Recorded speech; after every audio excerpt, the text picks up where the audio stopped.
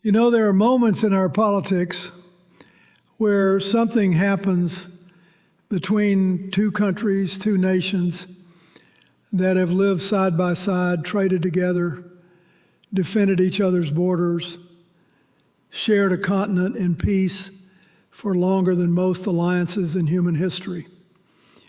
And you realize we may be crossing a line we can't easily walk back from. What happened between the United States and Canada in the last 72 hours is one of those moments. And I want to talk to you about it, not with the heat that cable gives you, not with the spin, but with the kind of honesty that I think this situation demands. Because what's unfolding right now isn't just a trade dispute. It's a fracture in the most successful economic partnership the modern world has ever produced. And the choices being made on both sides of that border are going to reach into your household, into your grocery bill, into the cost of building materials and farm equipment and everyday goods that Americans depend on. So let me walk you through exactly what happened, why it matters, and what I think is coming next. Because if you understand the details, you'll see this a whole lot differently than what a 60-second cable segment can give you. Let's start with how we got here. The United States and Canada don't just trade with each other. They are woven into each other's economies in a way that most people don't fully appreciate. Nearly 72% of Canada's goods exports go to the United States. And we're not talking about luxury items.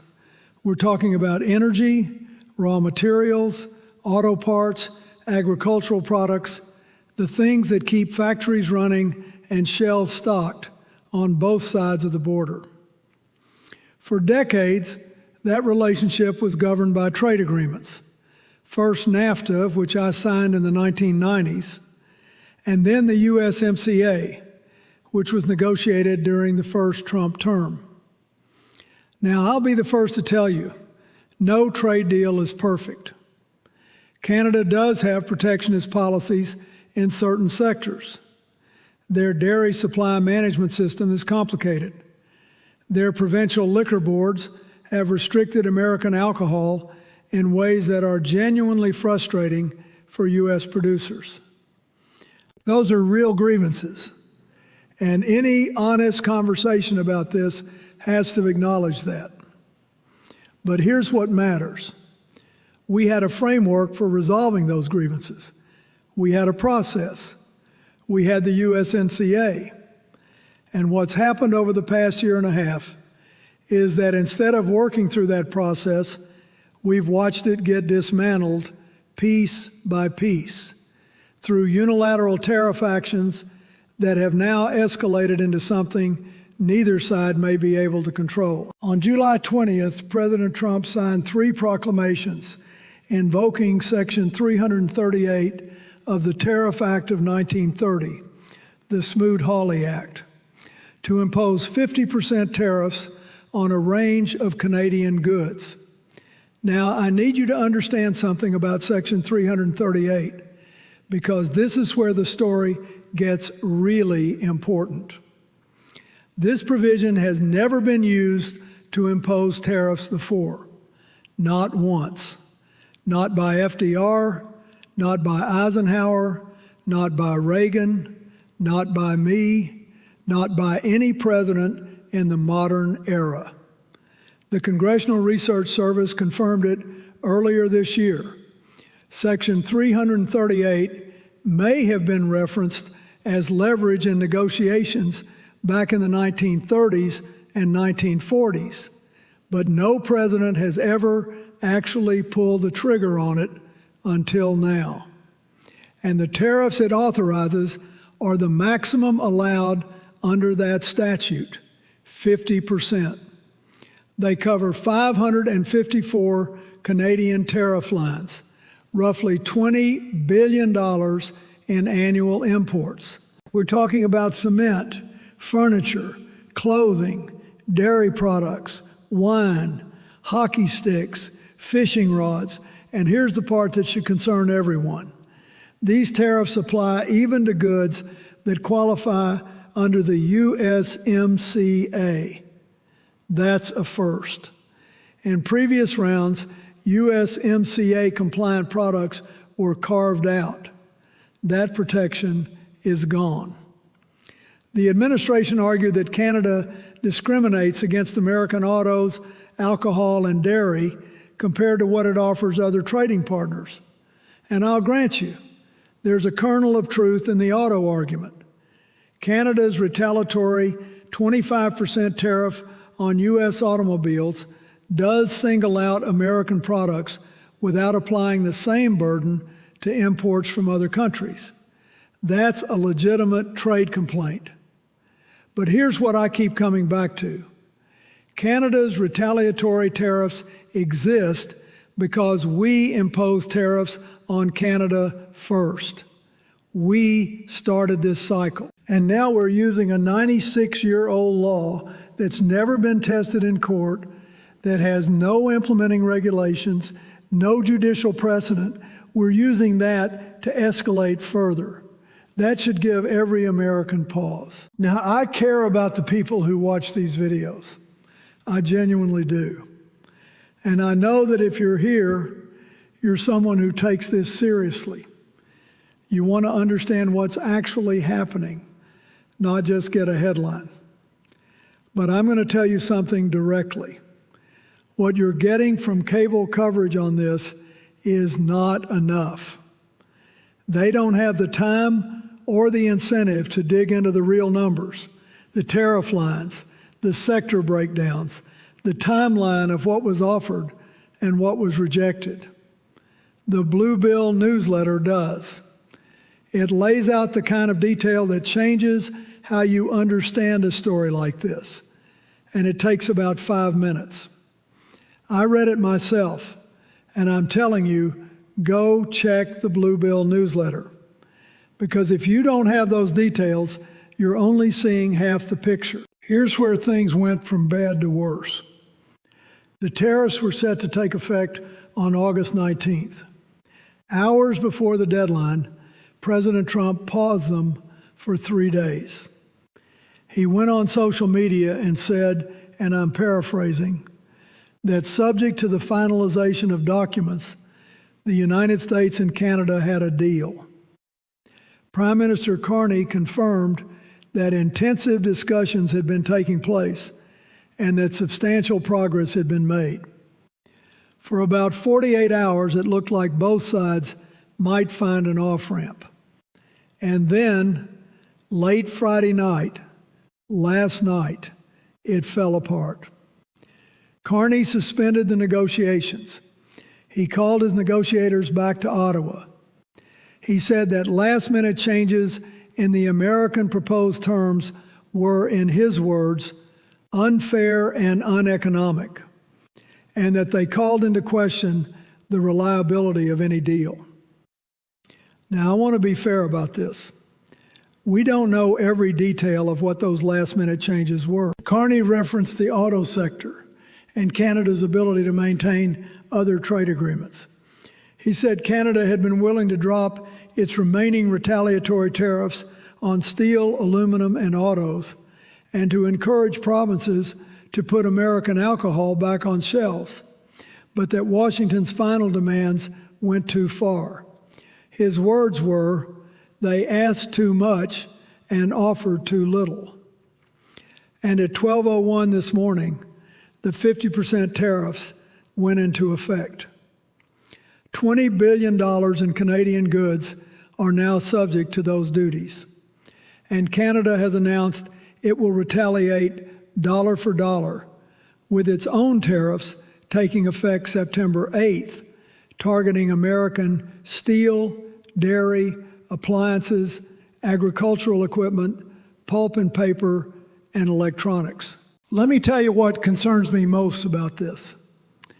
It's not just the economic damage, although that damage is real and it's coming. It's the institutional precedent. When I was president, we had disagreements with our trading partners, serious disagreements. But we worked through established frameworks. We used the WTO. We used bilateral negotiations within agreed upon structures. We didn't reach back 96 years to a Depression-era statute that has no regulatory framework, no court precedents, and no established process, and weaponize it against our closest ally. Because once you do that, you've told every trading partner in the world that the agreements they sign with the United States can be overridden at any moment by a law that was written before most of them existed as independent nations. You've told them that USMCA compliance doesn't protect you. That's not leverage, that's unpredictability. And unpredictability is the most expensive thing in international trade because businesses don't invest in countries they can't rely on. Now, I understand the political argument for toughness. I do. There's a certain appeal in standing up and saying, we're going to get tough with Canada. We're going to make them play fair. But toughness without strategy is just chaos. And right now, what I see is an escalation cycle where both sides have made public commitments they can't easily back away from. Carney told the Americans in advance, if these tariffs land, we stop negotiating and we retaliate. He did exactly that.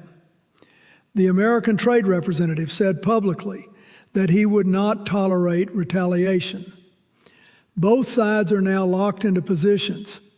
And as one trade law expert put it, that's how escalation stops being a choice. Now, the details of what Canada is retaliating with, the specific sectors, the numbers that are going to affect American producers and American households, you're not going to find that on any cable network. They don't have time to dig into these numbers the way they need to be dug into. The Blue Bill newsletter had this with details you didn't even know existed. The tariff line breakdowns, the sector by sector impact, the timeline of what was offered and rejected in those final hours. The people reading it right now are not caught off guard by any of this. If you want to stay ahead of where this is going, that's where to look. Let me tell you what I think happens next.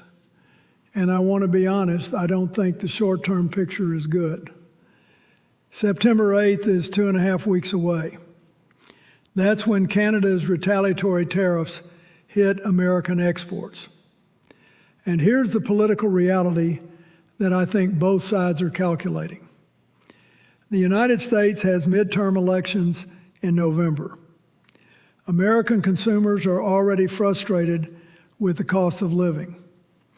Imposing 50% tariffs on $20 billion in Canadian goods, tariffs that are paid by American importers, not by Canada, and that get passed along to consumers through higher prices. That's a political risk heading into an election season. On the Canadian side, Carney has staked his credibility on standing firm. He's built his political identity around not backing down to American pressure. And the provinces, most of them are still holding American alcohol off their shelves. That's a retaliatory measure that has real symbolic weight. So you've got two leaders on both sides who have made this personal. And when trade disputes become personal, they get harder to solve, not easier. Now look, I believe in diplomacy. I've seen it work in situations that looked far worse than this. But diplomacy requires both sides to leave each other room to save face. And right now, I'm not sure either side has left that room. The most likely scenario in the near term is continued escalation. Tariffs met with tariffs. Rhetoric met with rhetoric. The off-ramp that one former trade official described is going to be even harder to find now that both sides have committed publicly to their positions. And in the meantime, American farmers, American manufacturers, American families are going to feel this in their pocketbooks. Here's where I want to leave you. America's strength has always come from our ability to build relationships that other countries can trust. That's how we built the post-war order. That's how we created the most prosperous trading system in human history. And the foundation of that system was the idea that when America makes an agreement, it means something. That when we sign a treaty, when we join a pact, when we shake hands on a deal, you can take it to the bank. What worries me about what's happening with Canada isn't just the tariffs. It's what this says about our reliability as a partner. If we can invoke a 96-year-old statute to override a trade agreement we ourselves negotiated, what message does that send to every other country thinking about doing business with us? Now, I'm not telling you this to be partisan. I'm telling you because I believe that American leadership depends on American credibility. And credibility is the one thing you cannot tariff your way back to. You earn it through consistency, through fairness, through keeping your word. And you lose it through exactly the kind of escalation cycle we're watching unfold right now. If you do one thing after watching this, I want you to go read the Blue Bill newsletter. I recommend it more than anything else I could point you to right now. 5 minutes, that's all it takes. And it's going to help you understand what this trade war actually means for your family, for prices at your grocery store, for the jobs in your community. You deserve to have that clarity. Don't be the person at the table just nodding along when someone brings this up. Don't be the one who finds out what happened after it already hit your household. This matters, and I think you know that. America has corrected course before. We've pulled back from the brink before. But it only happens when enough people understand what's at stake. And right now, the stakes are higher than most folks realize.